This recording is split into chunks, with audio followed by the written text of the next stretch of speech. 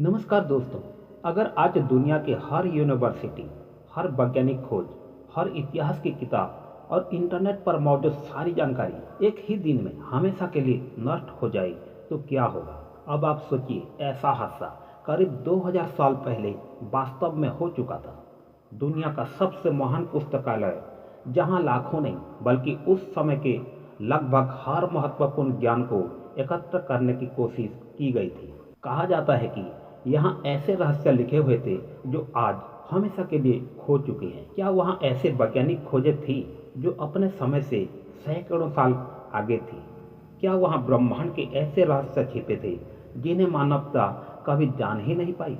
लेकिन फिर एक दिन आग की लपटों ने मानव इतिहास के सबसे अनमोल खजाने को जलाकर भस्म कर दिया। लेकिन सबसे बड़ा सवाल है, आखिर उस पुस्तकालय को किसने जलाया?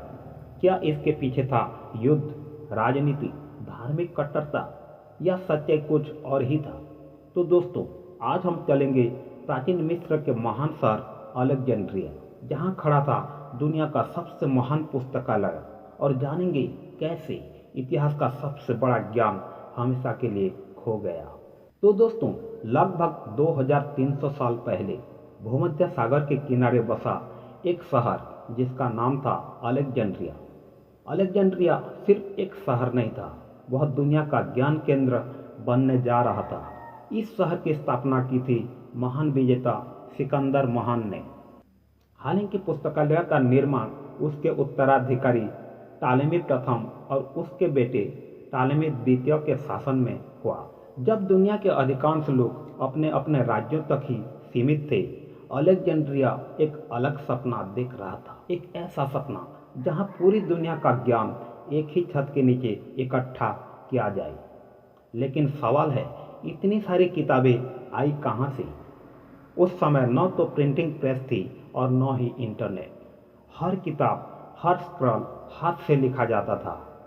इसी वजह से हर पुस्तक बेहद कीमती मानी जाती थी। लेकिन मिस्र के शासकों ने एक अनोखा नियम बना दिया। जब भी कोई जहाज अलेक्जेंड्रिया के बंदरगाहों पर पहुंचता, उसकी पूरी तलाशी ली जाती थी। अगर जहाज पर कोई किताब या कोई पांडुलिपि मिलती तो उसे तुरंत पुस्तकालय में भेज दिया जाता था। वहाँ के लेखक उसकी हूबहू एक कॉपी तैयार करते थे। असली पांडुलिपि पुस्तकालय में रखा जाता था और उसकी नकल मालिक को वापस दे दी जाती थी। सोचिए, दुनिया का शायद पहला ऐसा स्थान जहां हर नई किताब राज्य की संपत्ति बन जाती थी। धीरे धीरे यूनान, मिस्र, फ्रांस, भारत और कई अन्य सभ्यताओं का ज्ञान यहीं इकट्ठा होने लगा। कहा जाता है कि यहाँ लगभग 4 लाख से 7 लाख तक स्क्रॉल रखे गए थे। हालांकि इतिहासकार इस संख्या पर पूरी तरह सहमत नहीं है, क्योंकि उस समय के सटीक रिकॉर्ड आज उपलब्ध नहीं है। लेकिन एक बात लगभग निश्चित है, यह अपने समय का दुनिया का सबसे बड़ा ज्ञान केंद्र था। यह केवल किताबों का भंडार नहीं था, यह एक रिसर्च सेंटर भी था। दुनिया भर के वैज्ञानिक, गणितज्ञ, खगोल शास्त्री, दार्शनिक और चिकित्सक, यही ब्रह्मांड की गति पर रिसर्च होता था। यही मानव शरीर को समझने की कोशिश की जाती थी। यही गणित के नए सिद्धांत लिखे जाते थे और शायद यही कुछ ऐसे रहस्य भी दर्ज किए गए जो आज हमेशा के लिए खो चुके हैं। लेकिन इतना महान पुस्तकालय इतने सुरक्षा के बावजूद इतिहास से कैसे मिट गया? क्या वास्तव में जूलियस सीजर की आग ने अलेक्जेंड्रिया को जला दिया था? आइए इसके बारे में जानते हैं। साल था 48 ईसा पूर्व।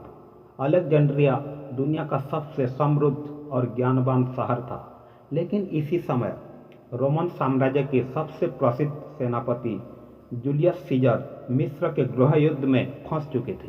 सीजर ने रानी क्लियोपेट्रा का साथ दिया। इससे शहर में भयंकर युद्ध छिड़ गया।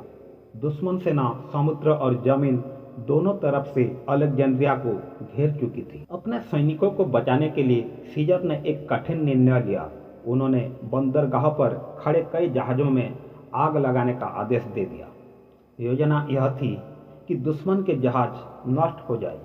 लेकिन आग केवल जहाज़ों तक सीमित नहीं रही। तेज हवाओं ने लपटों को पूरे बंदरगाहों में फैला दिया। गोदाम जलने लगे, बाजार जलने लगे और फिर आग शहर के कई हिस्सों तक पहुंच गई।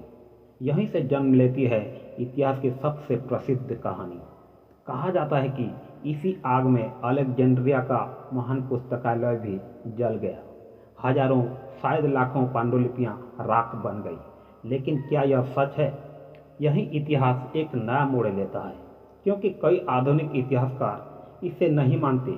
उनके अनुसार सीजर की आग से कुछ गोदाम और कुछ संग्रह अवश्य नष्ट हुए होंगे, लेकिन पूरा पुस्तकालय उसी दिन खत्म नहीं हुआ। इसके पक्ष में एक बड़ा प्रमाण भी है।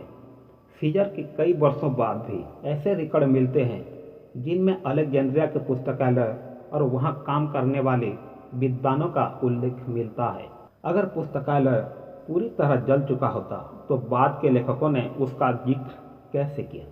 इसका मतलब जूलियस सीजर ने पुस्तकालय को पूरी तरह नष्ट नहीं किया, तो फिर उसका अंत कैसे हुआ? इस सवाल का जवाब इतिहास की सबसे दुखद सच्चाइयों में एक है।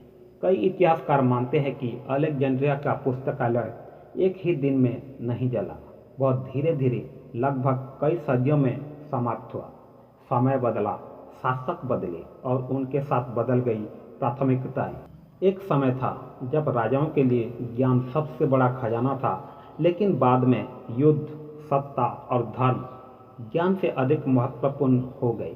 जैसे जैसे आर्थिक सहायता कम होती गई, पुस्तकालय की देखभाल भी घटती गई। कई विद्वान शहर छोड़कर चले गए, नई पांडुलिपियां आना बंद हो गई। पुरानी स्क्रॉल नमी, दिमक और समय की मार से खराब होने लगी। फिर 4वीं शताब्दी ईस्वी में अलेक्जेंड्रिया धार्मिक संघर्षों का केंद्र बन गया। उस समय पुरानी यूनानी और रोमन परंपराओं की जगह नई धार्मिक व्यवस्था स्थापित हो रही थी। इसी दौरे में शहर के कई प्राचीन मंदिर और दक्षिण केंद्र नष्ट कर दिए गए। कुछ इतिहासकार मानते हैं कि पुस्तकालय से जुड़े कई भवन भी इसी उथल पुथल में समाप्त हो गए। लेकिन यहाँ एक बात बहुत महत्वपूर्ण है। आज तक ऐसा कोई ठोस ऐतिहासिक प्रमाण नहीं मिला है जो यह साबित कर दे कि किसी एक व्यक्ति ने या किसी एक घटना ने पूरे पुस्तकालय को जला दिया था। यानी फिल्मों में दिखाई जाने वाली एक रात में जलते पुस्तकालय की कहानी इतिहास से पूरी तरह सिद्ध नहीं होती। संभव है कि पहले युद्धों ने नुकसान पहुंचाया, फिर आर्थिक संकट आया, फिर राजनीतिक बदलाव हुए और अंत में समय ने जो बचा था उसे भी मिटा दिया। दोस्तों सोचिए, दुनिया का सबसे महान ज्ञान केंद्र किसी एक विस्फोट से नहीं बल्कि लोगों की धीरे धीरे बढ़ती उपेक्षा से खत्म हुआ, और शायद यही इस कहानी का सबसे दुखद हिस्सा है। लेकिन क्या सचमुच वहाँ रखा सारा ज्ञान हमेशा के लिए खो गया, या कुछ पांडुलिपियाँ बच गई थी और उन्होंने आधुनिक दुनिया की नींव रखी? जब अलेक्जेंड्रिया का पुस्तकालय समाप्त हुआ तो क्या उसके साथ मानव सभ्यता का सारा ज्ञान भी समाप्त हो गया?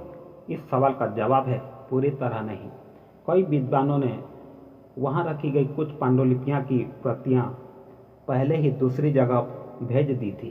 कुछ किताबें यूनान पहुँची, कुछ रोम, और बाद के समय में कई प्राचीन ग्रंथ मध्य पूर्व के विद्वानों द्वारा सुरक्षित रखे गए।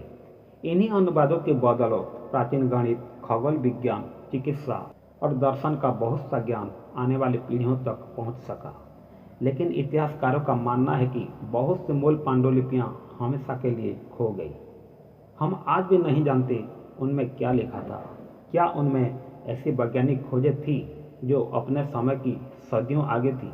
क्या वहाँ ऐसे नक्शे थे जो अब कभी नहीं मिलेंगे, या ऐसे विचार जो मानव इतिहास की दिशा बदल सकते थे? सच यह है कि हम कभी नहीं जान पाएंगे, और शायद यही अलेक्जेंड्रिया के पुस्तकालय का सबसे बड़ा रहस्य है। दोस्तों, ये जानकारी आपको कैसा लगा हमें ज़रूर बताएं। अगर आपको इतिहास के ऐसे अनसुने और रहस्यमय अध्याय पसंद है तो चैनल को ज़रूर सब्सक्राइब करें। धन्यवाद।